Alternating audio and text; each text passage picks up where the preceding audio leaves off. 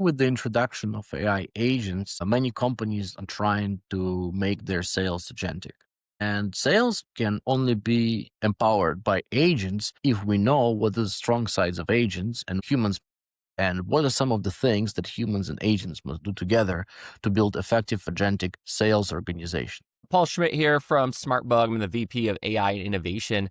I'm really excited for today's conversation. I've been working on the agency side in the HubSpot ecosystem for the last decade, helping build marketing teams, help strengthen sales teams, make them more effective, working with service teams as well. And it's so excited to see all the innovation that's happening with AI today and everything that it's helping really unlock to make sales teams more effective and efficient. So looking forward to jumping into today's conversation. Right, so let's start with some fundamentals. What is an agentic sales orchestration or organization? Yeah, how I think about an agentic sales organization is, look, we've been working with sales teams for the last decade, and as AI has been constantly, we're seeing more progress with the rate of innovation. What we're seeing now is that all of the mundane tasks, all of the things that our sales teams have been put on their shoulders has really been it's been alleviating them from doing a lot of different things that sales managers, sales reps have had to own for the last forever. And really what I love to see with what an agentic sales organization is looking at a human-based sales team, but then really empowering them and giving them the tools and the technology that will allow them to be more efficient, allow them to get out more calls throughout the day, be able to get me more effective with their conversations with their prospects. And how I think about agentic sales organization is that we're not in the business of trying to just allow AI to just go free reign and try to fire all of our humans or anything like that. Really what we want to do is we want to make our sales teams more powerful, because there's so much that salespeople that have to do busy work, mundane tasks, and where AI helps them move more quickly and be able to do what they actually enjoy doing, which is having conversations with prospective clients or existing clients. And I'm just really excited about what they don't have to do anymore and what they're going to be able to spend more time doing. And that's how we think about agentic sales organizations, is just making humans more effective in what they're doing in the day-to-day. All right, so let's start with that. What were the biggest time sinks for your sales team before you started to introduce agents? Yeah, some of the biggest time sinks that we see that was on our team and that I see with a number of clients, first off, is a prospect comes in the door, maybe it's via form submission on your website, and it takes them, the sales rep, maybe an hour, possibly two, depending on the complexity of what the prospect is interested in, to go research this type of prospect. I think when the most effective sales calls, especially that first call with a prospect, is you want to walk in the door feeling informed on what their potential problems are. You want to understand what are some of the industry challenges that are going on in some of the dynamics that are happening in that industry. If you're not that familiar with them as a salesperson, you want to know, you don't want to just go into that meeting asking really basic types of questions that you could have just easily looked up yourself. And so I think that's really where the research component is probably the biggest and easiest thing to get started with. If you're just getting started with AI in your sales team, is being able to leverage research and giving that research to your sales team so that they can be briefed on a number of different areas before they go into that meeting. And by doing that, they're essentially able to cut through a lot of simple types of questions that they could easily just Google themselves, and they're able to go in and start having deep conversations on that first meeting. They can go into that meeting and start to think about even potential solutions that they want to provide to that prospect. So that's the first use case, is just being able to be able to provide that research. And that's what we've done at SmartBug. That's what we're doing for our clients as well, is implementing sales research agents, which is really saving each salesperson, anywhere from 30 minutes to 2 hours per prospect that's coming in. So what goes into a sales research agent? I assume it has access to your context, the history of the customer, finds similar adjacent customers that you serve, and it also researches the industry. What goes into a research agent? Yeah, it's a good question. When we think about sales research agents, obviously anybody can go to ChatGPT and just type in and say, who is XYZ company, and try to get some background from there. And, those LLMs will do their best in finding whatever information is publicly available out there. But really what these agents do is they take it a step further, and they're able to leverage the data that's inside your CRM or your customer database to make that customer research just even more powerful. And really how we think about it, with inside of your CRM, if a prospect comes into your website and they come into your CRM, you're going to have all the engagement data of like what pages they're looking at on your website. You're going to see what products they're browsing on your website. You're going to be able to see maybe how many times they've been back to your website. Like, is this a prospect that's brand new, that's hearing about you for the first time? Or has this person maybe downloaded some content from you or been to your webinars in the past, and now they're coming back to you and they have some level of familiarity with you? And so why this sales research agent is a lot more powerful than just going to ChatGPT is it has so much more information just based on what you've captured on them. But in order to be able to get to having a really powerful sales research agent, what makes ours really effective is that we've been in business for over 10, 15 years, and we have a load of customer examples and case studies that we've worked on with clients. And by incorporating all of these case studies and past customer examples, we can walk into that first meeting and say, hey, we've worked with clients that are just like you. Here's some of the names of some of these clients, if we're allowed to use their name. Here's specific case studies that we've done to solve that same exact. And that's really what makes this type of sales research agent powerful and makes it different than just going to ChatGPT, is because we're using decades plus worth of data in working with these types of clients. That's what's making it powerful. And what does the tech stack look for that agent? Like, how did you orchestrate it? Yeah, so there's a number of tools out there in the market, and I'm really agnostic to some degree in saying, hey, look, I want to solve this problem regarding what tech tool that I'm using. Obviously, we're a big HubSpot shop, so we're always recommending HubSpot's native agents to be able to leverage AI and incorporate all the information in HubSpot.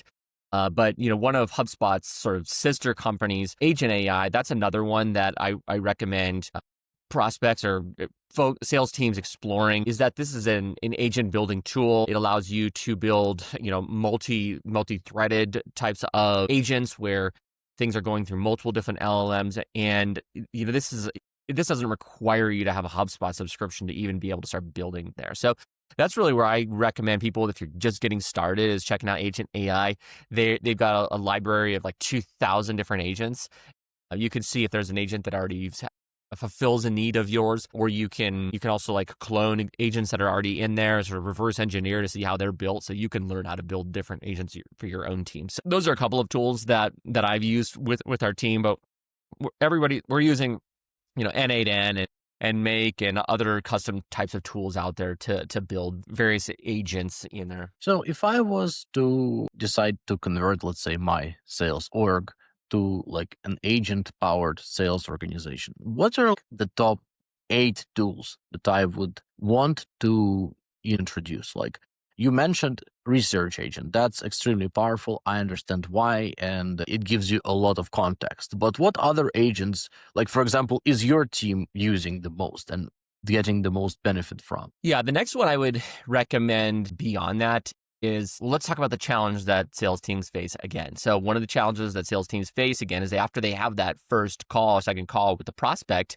they have to put together some sort of pitch deck or a proposal or some sort of documentation about what the organization is how they're going to help that prospect solve their problems. A proposal agent is the second one that I always recommend, in that, if you can put together a proposal agent, you can get more of those types of pitch decks out the door. You can start to walk into those meetings something much more polished, much more quickly. This is another thing that you could leverage HubSpot and a number of different tools. Gamma is another great tool for building decks. And this is another one that will make it, if you can put together a proposal agent, then after your first or second meeting with that prospect, you can click 2 buttons or 1 button, even have that deck spun up so you can walk into that next meeting with a polished deck.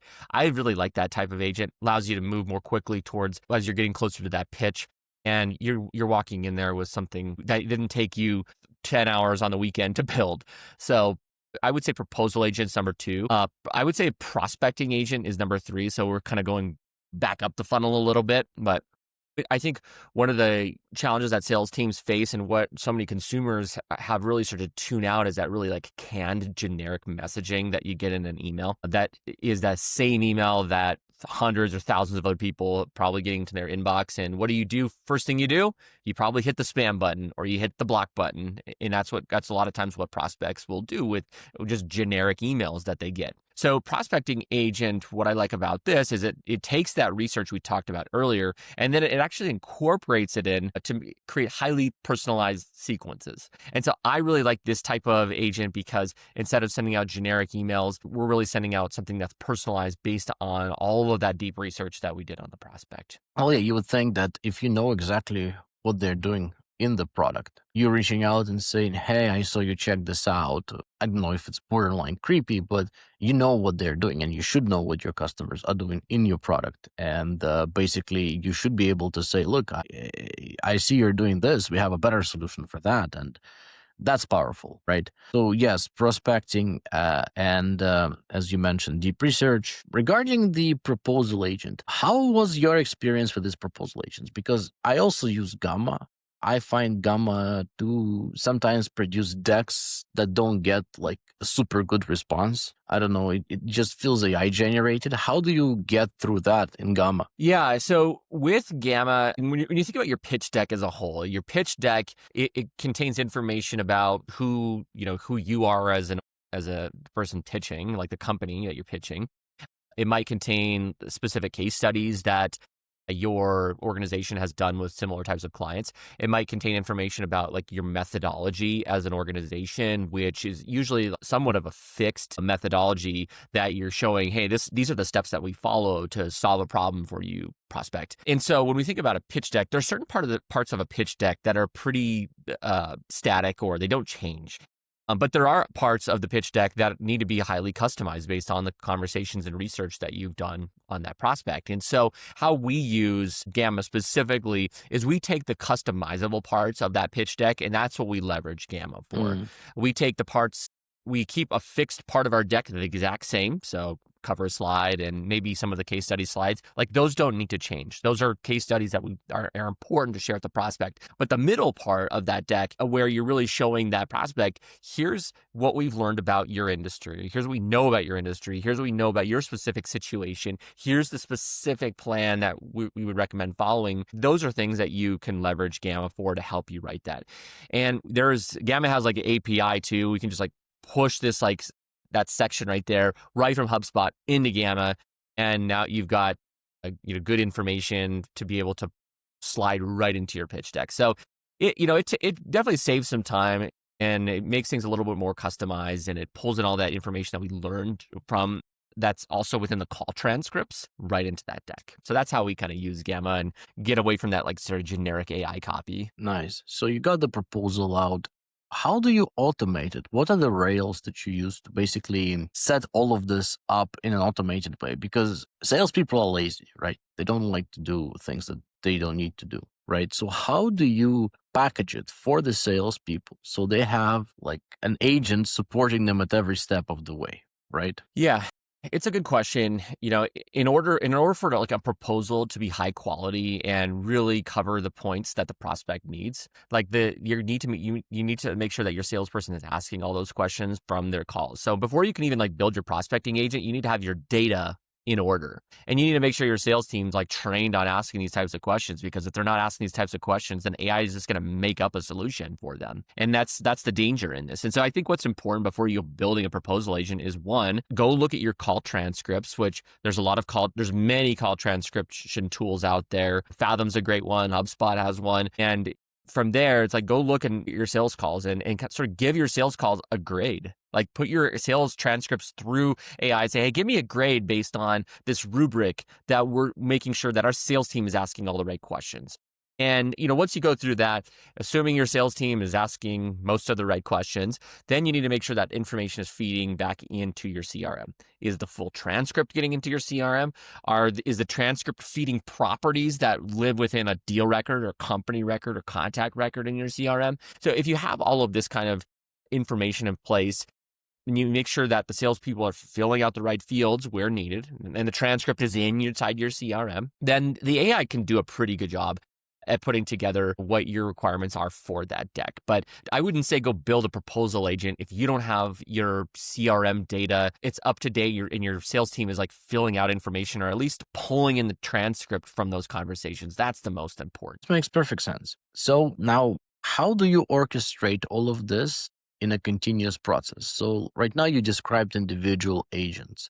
How do all of these agents tie together in your workflow and in your system? And how do your sales reps get introduced to those agents, trained, and then made effective through those agents? Yeah, so we have an agent library that we use for our own organization that aggregates and we document all of the different tools and AI-powered applications that we build for our marketing and sales teams. So that's a way that we have sort of a collective database of all the different agents that we have running today, how you can access them, what they're built, what's the technology they're built on, how do you go about using it, what's the value it has.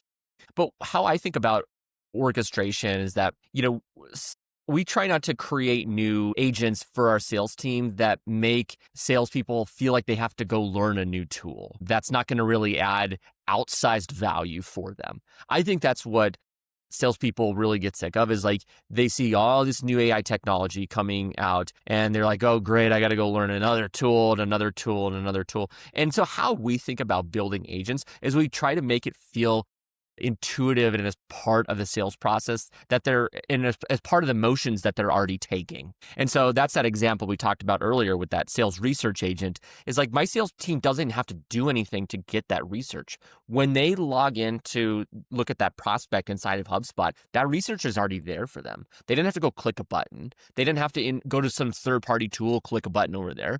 And so we try to make it feel like it's a part of the process already, and that it's a more smooth, seamless process in being able to leverage that. The same goes with prospecting agent inside there. It's well, if you want to send out an email to that prospect, we want to make it feel like it's just as easy as clicking two buttons and it puts them into that email, personalized email sequence. Same with the proposal agent. We have a one-button mechanism that essentially will spin up that proposal right on the deal record. So we try to make it so that it feels just natural to them and that they don't have to learn new tools. That's how I think about orchestration. Is just I'm not trying to upset their process or trying to make their lives harder. I'm trying to make it easier for them so they can move more quickly. So that's a little bit about how we think about orchestration, aggregating all those agents and empowering sales teams. Yeah, this makes perfect sense. Have it leave where it lives. So what does it cost to introduce agentic sales into an organization? What are if I'm a sales leader and I want to turn my team agentic, what is it going to cost me? Where should I even start? Yeah, we've done a lot of research with clients on how they're thinking about AI and rolling out AI to their teams. And there's various ways you can get your team started with AI. You could hire an agency like ours to come in and train your team on doing that. You could hire an agency to build out a grandiose roadmap for what you should do in 2026 with all these different agents and everything like that. So those are some ways you can think about strategy and training.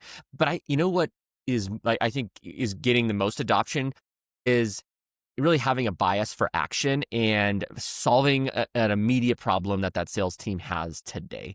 We talked about the sales research agent. One of the problems that our sales team had right out of the gate was that, sales people were spending hours researching prospects, figuring out what questions to ask, just taking so much time. And so as it comes back to cost, I think about how do you solve for those sort of quick wins? What are those things that you can do for your sales team today that's going to make it so that they are 3, 4, 5x more efficient in their day-to-day? So from a costing perspective, cost out what it's going to cost for you to solve for some of these quick wins. And when I talked about that sales research agent, this uses a combination of HubSpot and Agent AI. Well, Agent AI doesn't have a cost right at the moment. And I mean, HubSpot has costs, but it kind of depends on what level of subscriptions you have and things like that. But I would say you don't need the Rolls Royce of marketing and sales tools to roll out agents. There's a number of free tools out there, low code tools out there that you can get started. Then comes, so we talked about the technology cost of it. Then you need to think about who's going to actually do it? How are you going to get the knowledge to actually set this stuff up? So, there are freelancers that can help set up agents for you, many out there.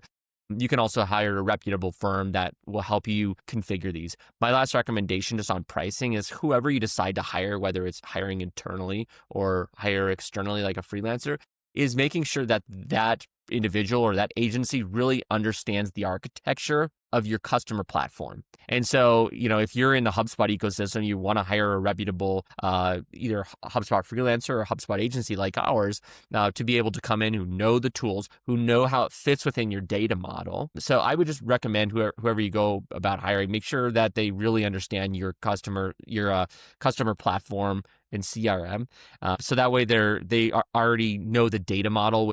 I don't want to go into the importance of data, but you gotta have that when it comes to having high quality AI output. Yeah, I think having like a good quality data layer that's maintained and has the proper context is super important. And if you do any sort of sales, that's always been important. And historically, it's something that's never been very well kept up to date, stays in the heads of lots of people, and as a result, people have issues and leakages in their revenue. And agents are helping us fix that, obviously. So what are some of the things that you are seeing as the future of like this tech?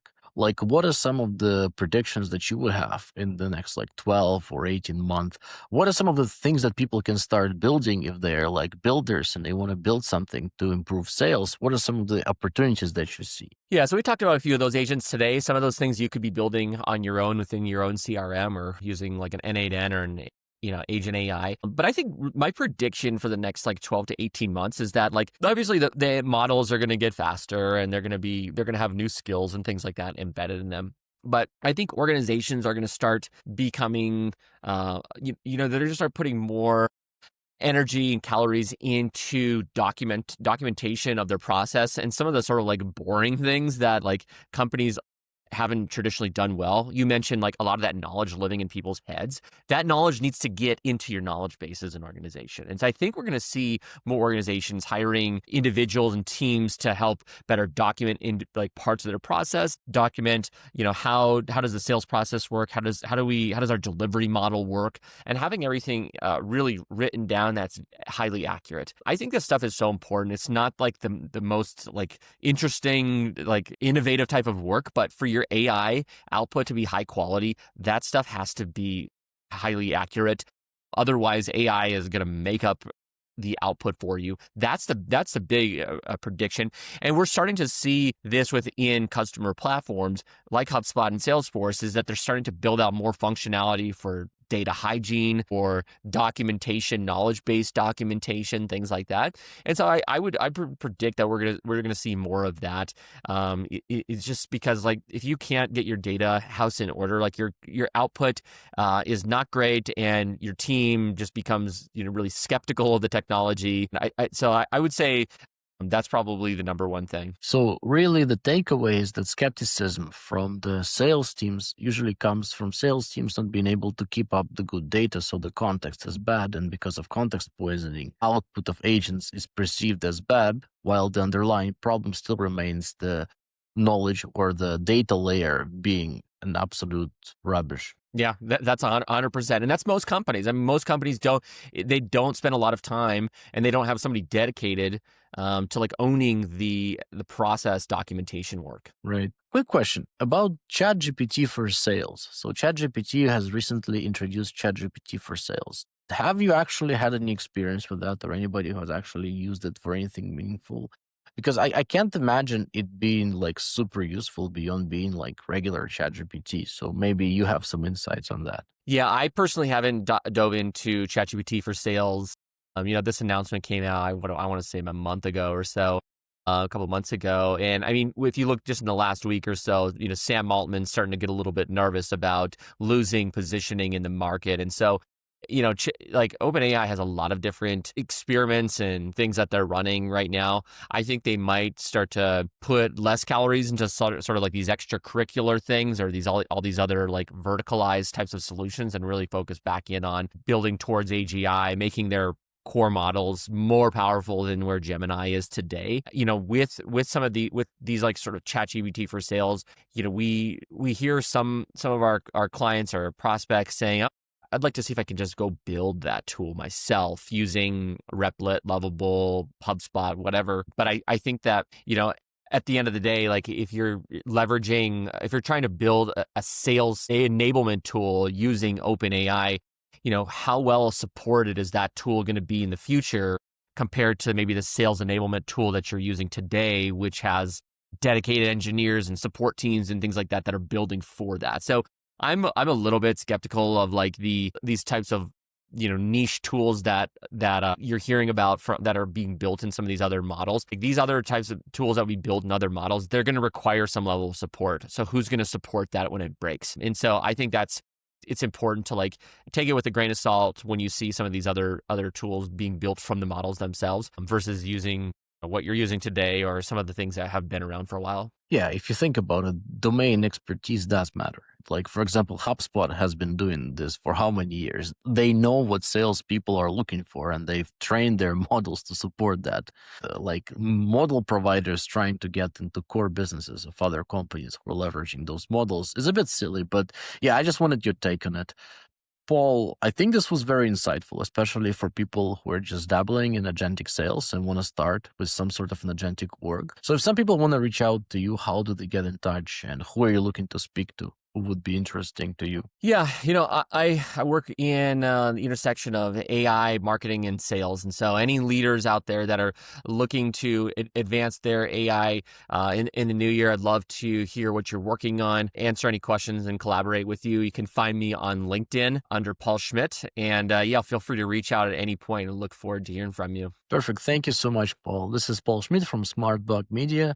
And today we covered the topic of agentic sales organization, which I think is an important one. And thank you for being on the show today, Paul. Yeah, thanks for having me. And I hope everybody has a great week. Thank you.